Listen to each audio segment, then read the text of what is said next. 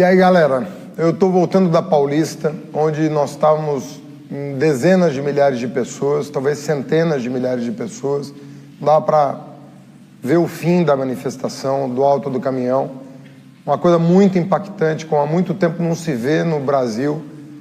Recebi vídeos de todo o país, do Rio de Janeiro, de Curitiba, do Nordeste, Salvador, Recife, Fortaleza, Porto Alegre, se eu não estou enganado, eu recebi também imagens muito fortes, imagens muito impactantes sobre a reação da comunidade educacional, professores, estudantes, técnicos, funcionários, a maneira como o governo está tratando o setor.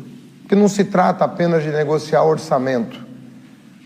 As professoras desse país vêm sendo ofendidas pelo próprio presidente e pelo seu ministro da Educação, que já estamos no segundo e o primeiro não era melhor, ofendendo as professoras brasileiras, sobretudo da educação básica, lembrando que 85% dos professores da educação básica são mulheres, ofendendo essas profissionais da educação com a pecha de doutrinadoras, com a pecha de pessoas que não estão comprometidas com uma educação voltada para a cidadania, voltada para a profissão, voltada para a vocação dos nossos educandos.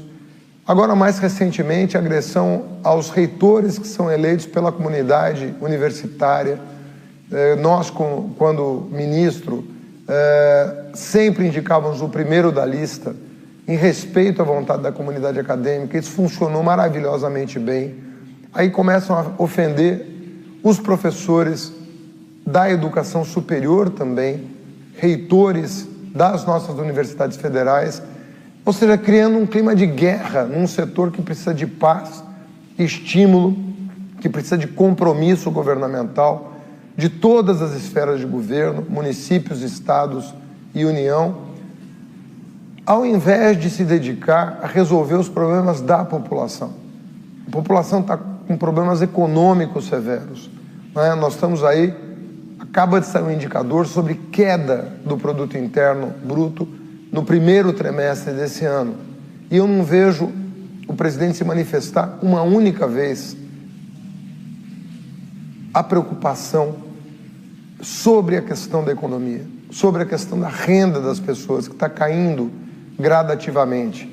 Sobretudo as camadas que ganham até 3 salários mínimos estão sentindo mais na pele o peso da inflação. Está dando um repique, inflação de alimentos, o preço do gás, o preço do combustível em geral, diesel e gasolina. Está tudo deixando a cesta básica mais cara. E por alguma razão que tem mais a ver com uma dimensão psicológica do que propriamente política, os ataques à educação não param. Não bastasse o corte anunciado e as brincadeiras de mau gosto que o próprio ministro faz com o setor, ele, na véspera da movimentação de hoje, portanto ontem, ele chega a dizer que os cortes não só serão mantidos, como podem ser aprofundados. Quem conhece um pouco gestão pública sabe que quando você corta o custeio de uma instituição em 30% a 35%, obviamente que a folha não pode deixar de ser paga, não tem como contingenciar a folha de pagamento, os professores têm que receber o seu salário. Mas aquela parte destinada a bolsas de permanência, aquela parte destinada ao pagamento de serviços públicos de água, luz, telefonia, a segurança do campus, a habilidade precisa de segurança no campus. Você vai deixar de pagar o serviço de segurança ou vai economizar na segurança, criando uma instabilidade dentro do campus, uma insegurança dentro do campus. Nós temos que garantir a segurança dos nossos estudantes, que estudam à noite, que estudam de dia. Os campos no Brasil são gigantes. Federal de Minas Gerais, do Rio de Janeiro, enfim, quem conhece a rede sabe o tamanho dessas instituições. Nós temos que provê-las, portanto, daqueles serviços essenciais que garantem o seu bom funcionamento. O argumento de que o corte na educação superior traria mais recursos para a básica não durou uma semana, porque na semana seguinte ele cortou O Ministério cortou os recursos da educação básica também.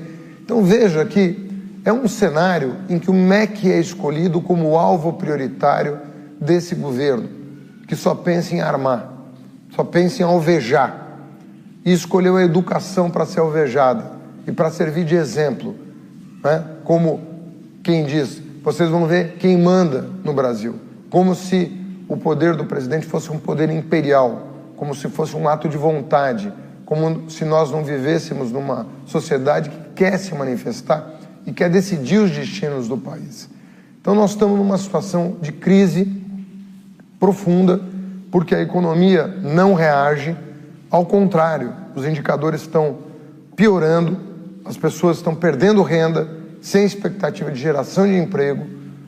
O ministro da Economia não responde com políticas de estímulo ao que está acontecendo no mercado de trabalho. Falaram mais recentemente que depois da revogação de várias leis e normas que garantem o direito trabalhista, agora eles vão rever as leis de segurança no trabalho, lembrando que o Brasil é um dos países líderes em acidente de trabalho, portanto mudar e flexibilizar essa legislação vai comprometer a segurança no trabalho, mas ao invés de estar pensando nisso, né, o presidente só faz, e os seus ministros, sobretudo direitos humanos e educação, só faz ofender a inteligência da comunidade universitária, em especial, mas em geral da comunidade educacional, né? Se você pegar todas as emissões, todos os juízos que ele faz, é sempre voltado para destratar alguém, para humilhar alguém, para rebaixar alguém, como se ele tivesse um problema pessoal com um setor inteiro que responde pelo futuro do país. Demonstra um desconhecimento brutal sobre a evolução recente dos indicadores da educação, sobre o que foi investido no passado recente na abertura de vagas universitárias, em bolsas de estudo, em financiamento estudantil, na melhoria da educação básica, né? Nós mais do que dobramos o investimento na educação básica no período recente, e isso é de um desconhecimento total. São números oficiais do Ministério da Educação, são números oficiais do Estado brasileiro, que são rigorosamente desconhecidos pelo Bolsonaro e pela sua equipe. Então, nós estamos vivendo um momento em que a cidadania precisa ser ativada. Eu fui para Paulista, né, porque não apenas para me solidarizar com os estudantes, que são os estudantes e os profissionais que são alvo dessas medidas não pactuadas com o setor. Eu fui defender aquilo que eu acredito que deva ser a agenda prioritária do país. A educação tem que estar no topo das prioridades, independentemente de quem governa o Brasil. Não pode ser uma disputa partidária, tem que ser uma coisa suprapartidária. Por isso que lá na Paulista, como em todo o Brasil, não foi apenas o partido A, B ou C, mesmo membros de partidos da base do governo, que é pequena, estavam presentes na manifestação. Estão questionando a autoridade do ministro da Educação, que não tem currículo para ocupar o cargo que ocupa, não tem conhecimento técnico da área, emite juízos ignorando os dados do próprio Ministério e pedindo que o governo restabeleça o orçamento da educação, devolva cada centavo retirado para restabelecer o diálogo com todo o setor. Nós não podemos aceitar o que está sendo feito, não é só do ponto de vista orçamentário, porque felizmente, de 2004 a 2012, eu permaneci no Ministério da Educação, o orçamento do Ministério da Educação nesse período foi de 20 para 100 bilhões de reais. Então não é só uma questão de discutir o patamar de investimento em educação, é o trato, é o diálogo, é o respeito que não está sendo dado aos professores desse país, professores e professoras, nem da educação superior, nem da educação básica. Eles estão insuflando, incitando os estudantes contra os seus mestres, ao invés de buscar soluções pactuadas, com a cooperação de todos, porque não se faz educação em situação de conflito. E essa cabeça de que quem não está comigo é meu inimigo, é o pior que pode acontecer para a educação brasileira. na escola pública, na universidade pública, pelo menos lá, nós temos que garantir que ninguém seja melhor do que ninguém. Então, um lugar onde não pode se admitir hipótese nenhuma, porque de lá, é a partir dali, da educação, que nós vamos influenciar toda a sociedade a respeitar a mulher, a respeitar o negro, a respeitar o LGBT, a respeitar o pobre, a respeitar o trabalhador, a respeitar a empregada doméstica. É de lá que nós vamos fazer com que toda a sociedade, porque é lá que nós somos educados. Nós complementamos um trabalho que é feito pelos pais, né?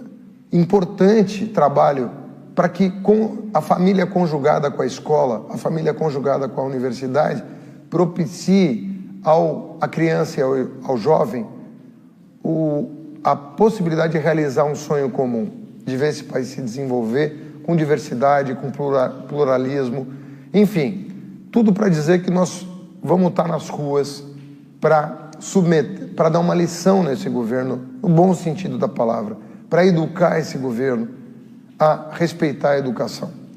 A primeira coisa que tem que ser feita é isso, para que nós possamos restabelecer um clima de relativa normalidade nos campos, nas escolas, em respeito aos secundaristas, aos universitários, respeitando as metas da lei que cria o Plano Nacional de Educação.